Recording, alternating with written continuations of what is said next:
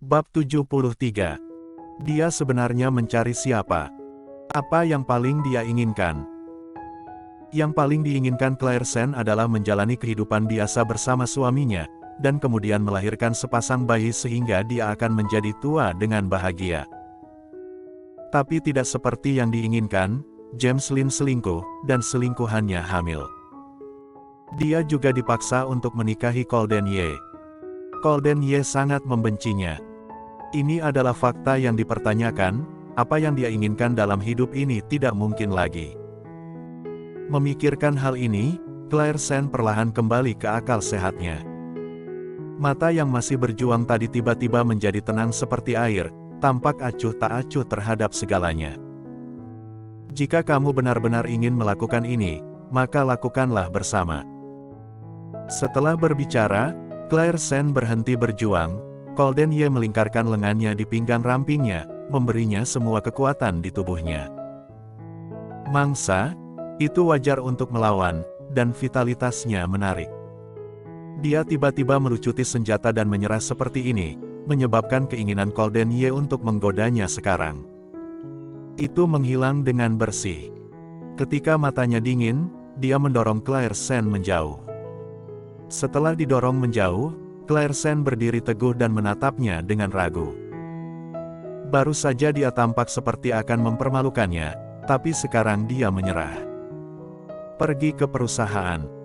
Colden Ye berkata dengan dingin. Arthur Xiao bergegas ke samping dan mendorong kursi roda Colden Ye ke dalam mobil.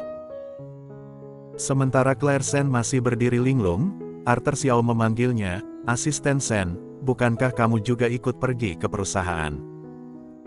Mendengar ini, Claire tiba-tiba sadar kembali, dan kemudian masuk ke dalam mobil. Setelah tiba di perusahaan, Claire kembali ke meja kerjanya dan duduk. Setelah bekerja sebentar, dia bangun dan pergi membuat kopi untuk Colden Ye. Tiba-tiba teringat bahwa Colden Ye belum sarapan di pagi hari. Kopi itu diantarkan kepadanya, dia tidak tahu apakah itu baik untuk perutnya.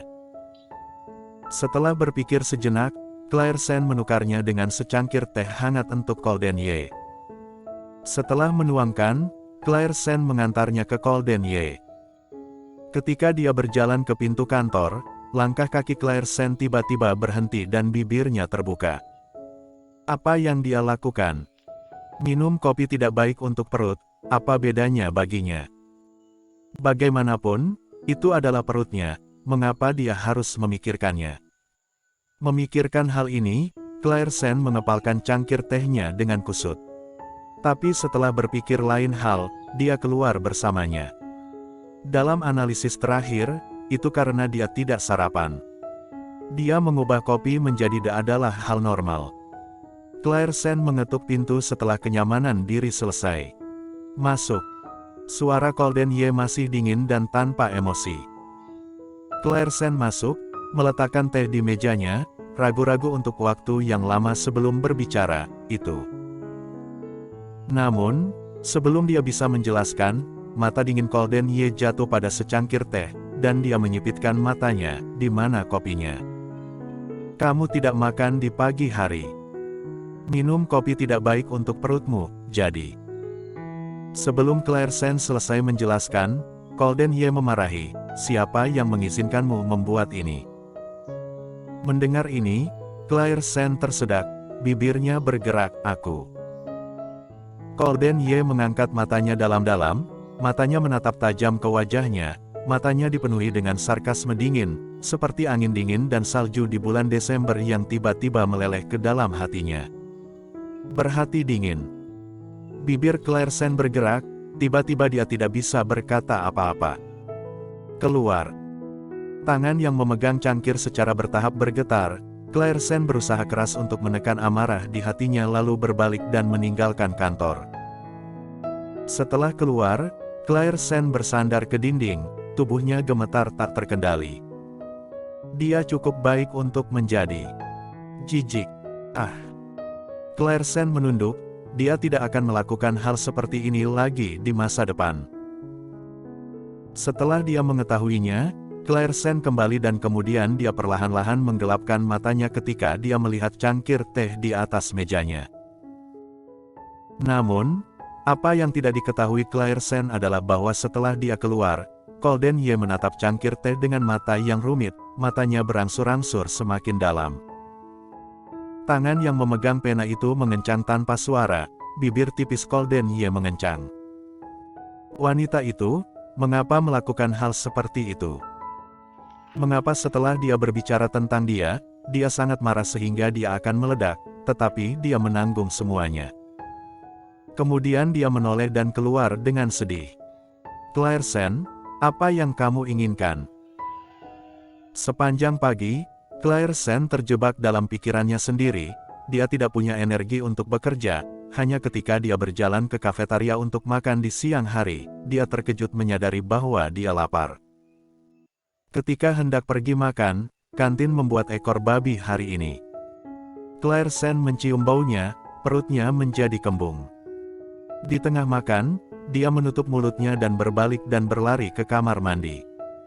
Oh, Claire Sen sedang di toilet dan muntah. Ketika dia selesai muntah, seluruh tubuhnya menjadi lemah, dia berjalan perlahan dengan menopang dinding. Setelah mencuci tangannya, dia bertanya-tanya bagaimana reaksinya hari ini, apakah karena dia tidak sarapan dan lapar. Claire Sen tidak kembali ke kafetaria, tetapi meluangkan waktu untuk memesan semangkuk sup mie vegetarian di kantin mie di lantai bawah. Semangkuk sup mie vegetarian, Claire Sen makan dengan senang hati dan memesan mangkuk lain setelah makan. Claire Sen naik ke atas setelah makan. Setelah naik ke atas, Claire Sen membuat secangkir kopi untuk Golden Ye sesuai dengan kebiasaannya. Dia hanya berjalan ke pintu, hanya untuk menemukan bahwa pintu itu hanya disembunyikan dan ada percakapan di antara keduanya. Apakah belum ada berita? Apa yang kamu lakukan? Mata Golden Ye jatuh pada Arthur Xiao seperti listrik, seperti gunung besar yang menekan bahunya, membuat Arthur Xiao tidak bisa berdiri tegak sama sekali. Tuan Muda Ye. Tolong dengarkan aku menjelaskan masalah ini. Katakan. Di rumah sakit 2 hari yang lalu, kami menemukan 2 kandidat yang lebih cocok, tapi kami tidak yakin. Aku ingin mengundang Tuan Muda Ye untuk pergi ke sana, tetapi kedua wanita itu tiba-tiba melarikan diri, jadi lari. Golden Ye menyipitkan matanya, napasnya yang berbahaya keluar, dan jari-jarinya yang ramping mengetuk meja. Keringat dingin tiba-tiba muncul di punggung Arthur Xiao, ini sudah diselidiki. Aku yakin akan segera ditemukan. Golden Ye mengerutkan bibirnya dalam-dalam, wajahnya dingin, dan dia berkata dengan tajam, aku akan pergi sendiri. Tapi Tuan Muda Ye, kakimu. Arthur Xiao mengingatkan. Golden Ye menatap desktop, sambil berpikir. Setelah beberapa saat dia bertanya, apakah kamu yakin identitas kedua wanita itu cocok? Ya, tapi kamu harus memastikannya sendiri, Tuan Muda Ye. Begitu suara itu jatuh, ponsel Arthur Xiao berdering. Arthur Xiao meliriknya dan menemukan bahwa itu adalah pesan yang dikirim oleh bawahannya, dengan secercah kegembiraan di wajahnya. Tuan Muda Ye, mereka mengatakan kedua wanita itu telah ditemukan kembali. Golden Ye mengerutkan kening, pergi. Arthur Xiao mengangguk, melangkah maju dan mendorong Golden Ye ke pintu. Claire Sen terkejut, berbalik dan berlari kembali ke meja kerjanya, kemudian menyembunyikan kopi yang diseduh di belakang kabinet, tidak membiarkan Golden Ye melihatnya. Kalau tidak, dia akan berpikir dia sengaja menguping. Meskipun dia mendengar bang. Pintu kantor dibuka dengan cepat, Claire Sen melihat Golden Ye dan Arthur Xiao pergi seperti percakapan mereka barusan.